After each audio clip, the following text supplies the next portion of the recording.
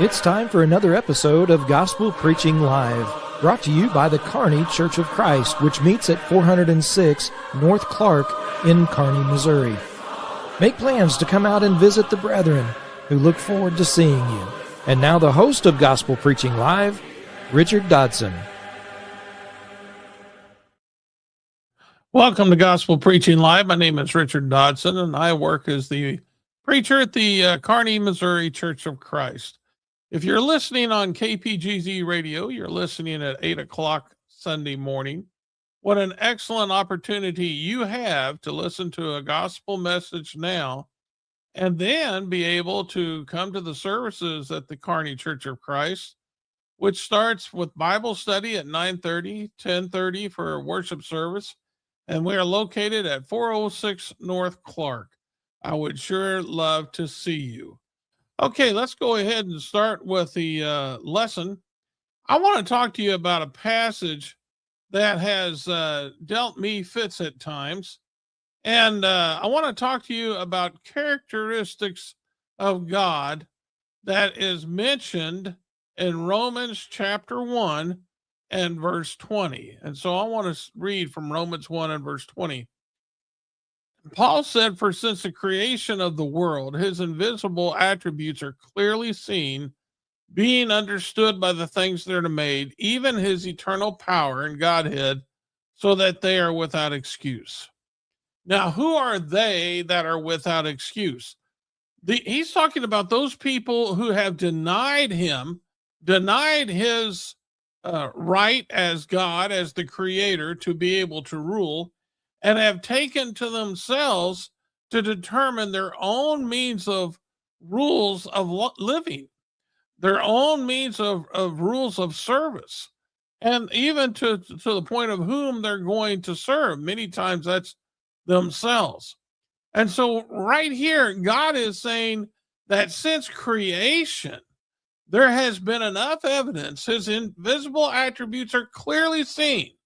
So there's enough evidence that we can look at nature itself and we can see that evidence of his eternal power and Godhead. And the evidence is so overwhelming that these people who live like this are without excuse. And I'm talking about those people who do not regard God, who do not have a regard for Jesus Christ in their life. So I want to look at Romans 1 and verse 20 by way of introduction and look at a few verses, and let's see what we can find out about this eternal power and Godhead. Now, again, he's talking about God himself, and then we're going to look at the evidences, but God himself, he's describing his eternal power, and that first word is eternal. In Revelations 22 and verse 13, Jesus says, "I am the Alpha and Omega." And of course, we know that's the Greek alphabet letters. That's A, Alpha, Omega is the ending. But he emphasizes the beginning and the end, the first and the last. So right there, he's talking about whom was there in the beginning and whom will be there in the end. And that, of course, is God himself, or Jesus Christ. In Psalms 90 and verse 2, another passage that goes with this, he says, "Before the mountains were brought forth, or ever you have formed the earth and the world, even from everlasting to everlasting, you are God." From everlasting. So what man has problems with is time. We live in a world of time. We're born into a world of time. We have a birthday, and we, many times on our birth certificate, it has the time in which we're born. So yes, we are born into a world of time, but time is a created thing. I mean, we read that in the book of Genesis. Time is created. We don't know what took place before time, other than there was God. That's all we know. And so it's hard for us to imagine anything taking place before our world of time took place. But yet we know that did happen. We have that recorded in the Bible. And from what we're going to see, there's even evidence of this in nature. And we're going to take a look at that. but God himself was there, and he existed before time was actually created. In Romans 1 and verse 20, again, we go back to this passage. Now he's emphasizing his eternal power, the power of God. And so we ask ourselves, okay, God is eternal. It makes that claim. And he has this power. What kind of power? Well, in Luke 1 and verse 37, we read that with God, nothing will be impossible. Think about that. Nothing will be impossible. So anything that you can imagine, God can do. And I'm sure beyond even that, God could be able to accomplish it. So that's quite a bit of power. Psalms 147 and verse 4 is a passage I like to go to describe this, because when I look up at the stars of heaven, I think about how many there really is. And unfortunately, we don't live, at least in my part of the country, we have so many lights that a lot of times it darkens a lot of the stars. But when you look through those space telescopes like the Hubble telescope, you can see the stars are just so many and so vast. But yet the psalmist says that God counts the number of stars. He knows how many there are. And then it says he calls them all by name, meaning he's given them names. And that just, for me, that's shocking to think that not only for God he can do anything, he created everything, but that he counted the stars themselves and knows them by name. I think that's pretty amazing. And then finally, it says that his Godhead, the Godhead itself, is made apparent by these things that are seen. What kind of Godhead are we talking about? Well, in Isaiah 45, verse 22, we read, "Look to me and be saved, all you ends of the earth, for I am God, and there is no other." Well, now that's an important point for man, because man has many gods. If you look at man on this earth, there's many people has a different opinion about what God is. But here the scriptures are saying there is but one God. And he's saying that I'm the one. The very one that makes reference over there in Rome that Paul refers to in Romans 1. This is the God. And forget all the rest. That's a big claim. Something that needs to be investigated. In Colossians chapter 1 and verse 15 through 17, speaking of Jesus, he says he is the image of the invisible God, the firstborn over all creation, for by him all things were created that are in heaven and on the earth, visible and invisible, whether thrones or dominions or principalities or powers, all things were created through him and for him, and he is before all things, and in him all things consist. Now that right there in that verse is shocking to me. If he truly is the one God, then yes, he would be the creator of all things, and that he would have created things that we know of being visible and are invisible. You may be thinking, what kind of things are invisible? Well, there are certain things, sound waves, for instance. Yeah, normally you don't see sound traveling, but that's one thing. And then there's different layers of our atmosphere that are invisible to our eye, at least partially invisible. So, I mean, there's certain things that he's taking credit for having created. But then he even mentions the thrones or dominions or principalities or powers. And that's talking about the governments in our world. And he's over them. That's what the one God is. And so we see this, we read about it in Romans chapter 1, and we understand then that this is the God that we really should be seeking. This is the God that we should know about, because it is very important that we look into these things. It says all things were created through him and for him. So we're talking about everything that was created being able to serve God. not the other way around. Too many people look to God to serve themselves. And in essence, they make themselves God. But that's not what this says. Colossians says all things were created through him and for him, meaning these things are supposed to serve God. And he is before all things, and in him all things consist. Now, that's an important point. Because if there is one God, and we are here to serve him, then the penalty of sin must be pretty severe. Because what sin would be is rebellion against that which is created in his service to the Creator. And that's what sin is. We have violated what we were put here to do. And so we have to be very careful of that.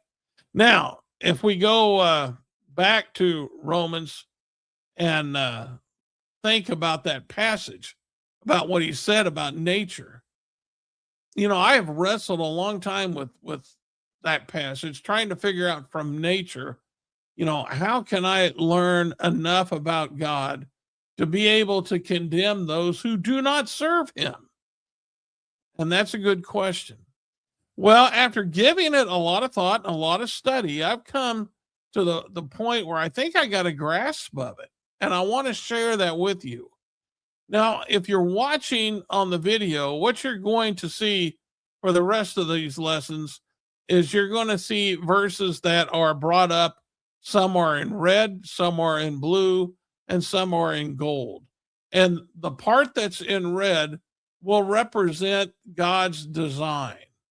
The part that's in blue will represent God's order, and the part that's in gold will be his purpose. Why am I even bringing this up? Because this is God revealing himself in nature.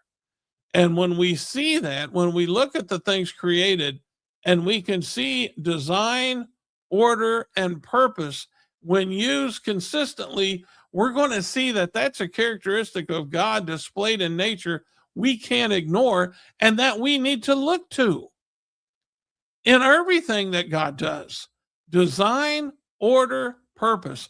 If there is not design or order or purpose, that's not God. Because this is obviously, when we go back, this is what we see about God, and this is whom we should look to be serving in our life here on this earth. Okay, let's go ahead and let's look at the first one. Let me bring up the verse here. Genesis chapter 1. Let's just start in the very beginning. God said, let there be light. So now we have design, right? And there was light, and God saw the light, and it was good. And God divided the light from the darkness. So now he's establishing order for the light. Now let's look at the purpose. God called the light day, and the darkness he called night. So the evening and the morning were the first day. All right, so now he's created evening and morning, and he's calling light day, and darkness he's calling night. And it's based upon light when it shines and light when it doesn't shine. Light versus darkness. In the daytime, we have light. At nighttime, we have darkness. And God created that. And from that, we see God's purpose, his design, his order, and his purpose. And that's very important when we're considering that one God. Let's go ahead and continue on and looking at creation. Then God said, let there be lights in the firmament of the heavens. Okay, there's more design. And what's the purpose? What's the order? To divide the day from the night. The purpose. Let them be for signs and seasons, and for days and years, and let them be for lights in the firmament of the heavens, to give light on the earth. And it was so. But it goes on. Then God made two great lights. So now we have more design. Let's look at the order. The greater light to rule the day, the lesser light to rule the night. He's talking about the sun and the moon. The sun rules the day, The moon rules the night. And he made the stars also. There's more design. God set them in the firmament of the heavens, meaning up in the sky, in the space. And what did he do that for? That's another order, by the way. But the purpose was to give light on the earth and to rule over the day and over the night and to divide the light from the darkness. And God saw that was good. Okay, so here we've looked at two passages from the beginning, from creation. And we can see design, order, and purpose. That is very important when we're looking to learn about God and being able to establish who he is and what we need to do to be pleasing to him.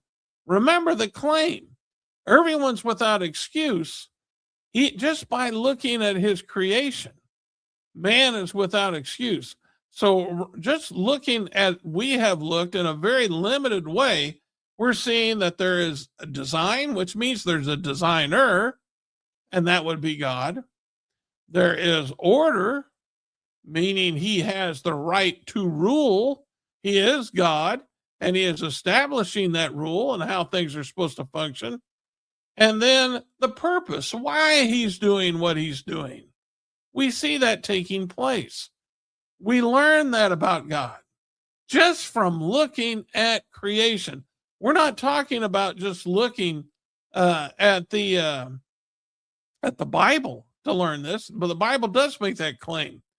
But the Bible here is making reference to those things that are created, and we're able to see that there had to be a designer. There is a designer, and it's called for a designer. I mean, that's exactly what the Bible calls for.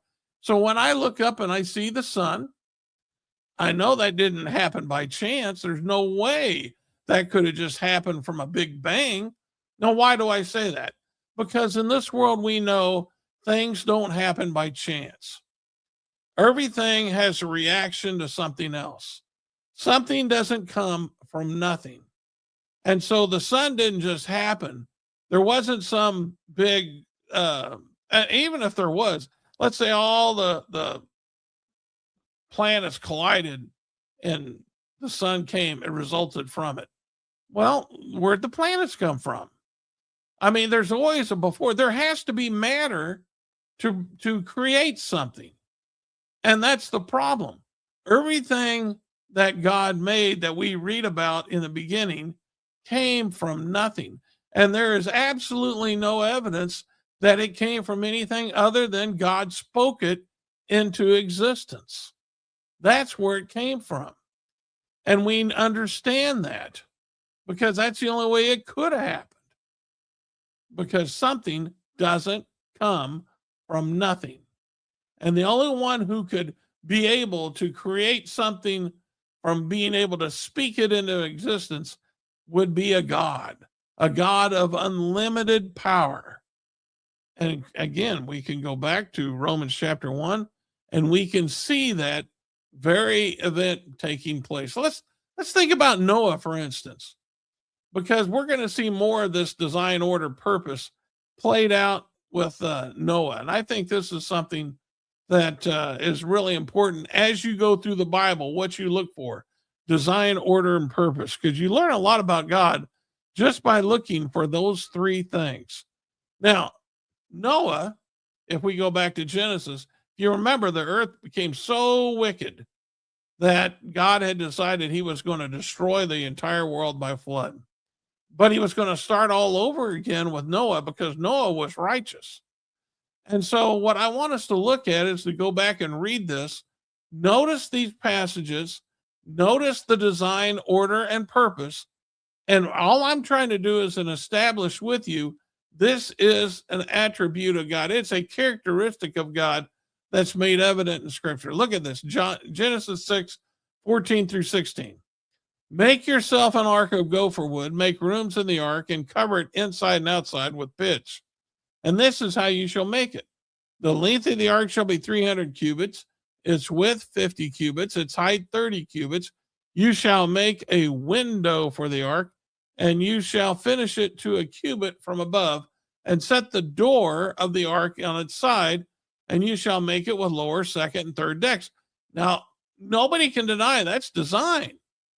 That is a plan that God is passing down to Noah. There's design. Noah's going to put it together. God's not speaking this one into existence. He's expecting his servant Noah to put this together, but the design came from God. Now, let's look at the order. He says, behold, verse 17, I myself am bringing floodwaters on the earth to destroy it from under heaven. All flesh in the breath of life, everything that is on the earth shall die. There you go. Floodwaters are coming. Everything that's on the earth shall die. This design that he has created is to provide Noah and his family a way in which they can be saved. Because if they remain on the earth, they shall die. And so Noah and his family with the animals are going to come onto the ark. The doors will be shut and their life will be preserved. Now, why? What's the purpose of it? He says this in verse 18 and 19. I will establish my covenant with you, and you shall go into the ark, you and your sons and wife and your sons' wives with you, and of every living thing of all flesh, and you shall bring two of every sort into the ark to keep them alive with you, and they shall be male and female. That's his purpose, to preserve life, to establish his covenant with Noah. He wants to save them and these animals from the floodwaters that are going to destroy everything off the face of the earth, all life from the face of the earth. We see that. Okay. But also we see design, we see order, we see purpose. Again, something that is clearly evident that we read about in creation, something that people who ignore are guilty of without even reading anything about the Bible, because they can look up in the, just look at creation and be able to see design, order, and purpose. Design meaning there had to be a designer, meaning there had to be a creator strong enough, more powerful enough to create all these things. Very interesting. Now let's look at the Lord's church, because there are many churches out there today that claim to be the Lord's church. But as I've tried to do in the limited time that we've had together, I've hopefully can show you that from the very beginning, God does things three ways: design, order, and purpose. And if we're looking at Noah and his ark, if we're looking at his own creation, whatever the Lord does, there's design, there's order. In other words, there's rules for which it is supposed to function, and then it's supposed to accomplish a purpose. Those are the things that we see in Scripture about God, as well as in nature itself. So now let's consider the Lord's church. What about the design? Jesus made that very clear in Matthew 16 and verse 18. He told Peter, on this rock I will build my church, and the gates of Hades shall not prevail against it. I will build my church, he says. Well, obviously, he's the builder, he's the designer, he's going to establish his church. That's important. Now let's look at the order. 1 Timothy 3:15. Paul said that he wrote these things to Timothy so that he may know how you ought to conduct yourself in the house of God, which is the church of the living God, the pillar and ground of the truth.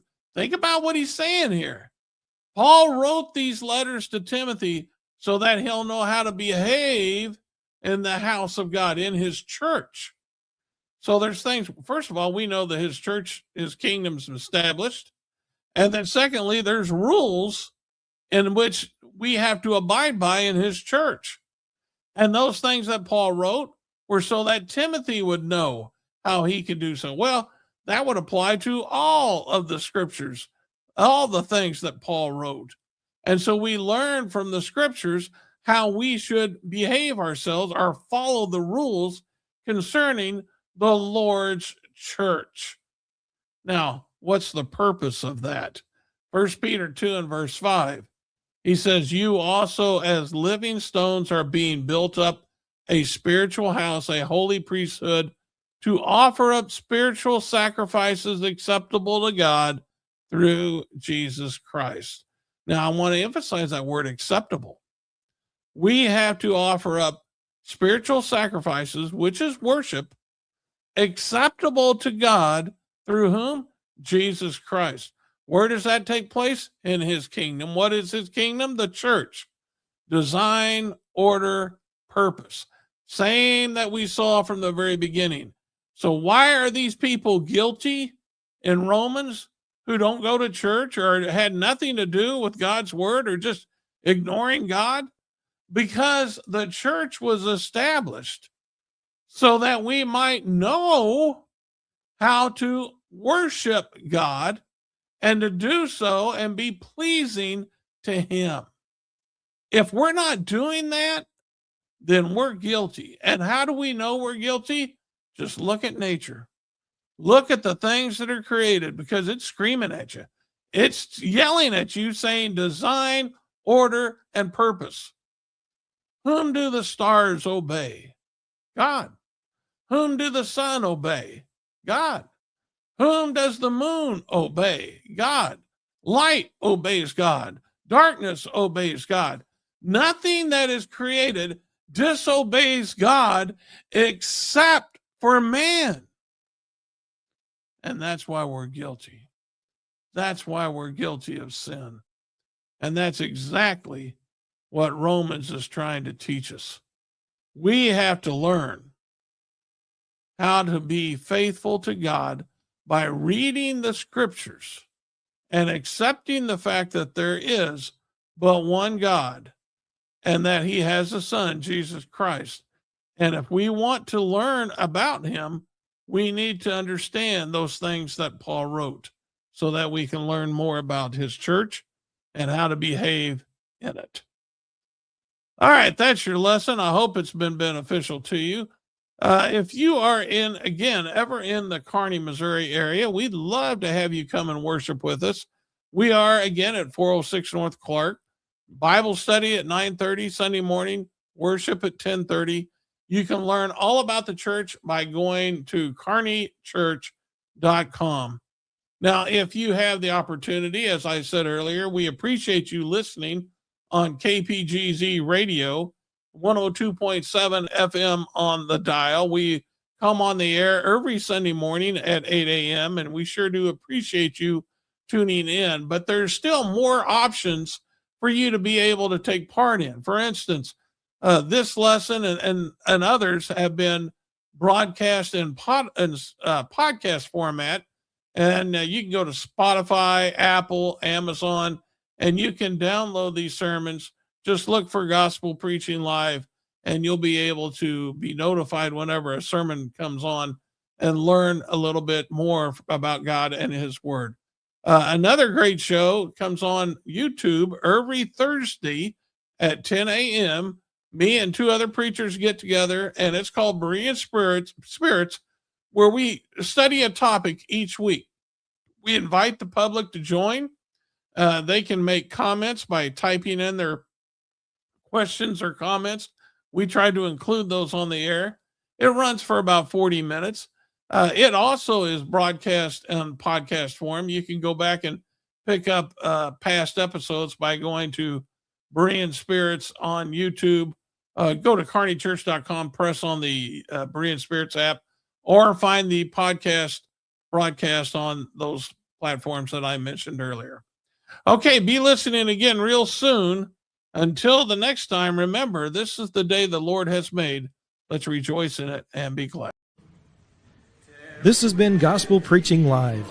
Join us each week as truth is taught, faith is examined, and beliefs are challenged. Be sure and hit the like button so you can be notified of future episodes. And to watch past episodes, go to our website, kearneychurch.com. This has been a work of the Kearney Church of Christ.